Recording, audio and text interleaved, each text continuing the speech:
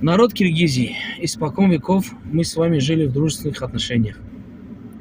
Давайте не будем поддаваться провокации и сохраним наши дружественные отношения.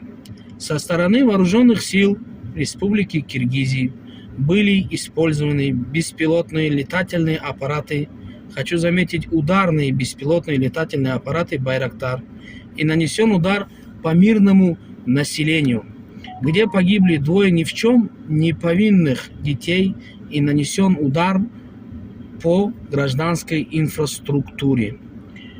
У меня есть материал, где военные Республики Киргизии сами же снимают, что они творят со своими беспилотными летательными аппаратами, наносят удар по автомашине. Автомашина гражданская, в ней нету никаких военных, видно, что это гражданский автомобиль.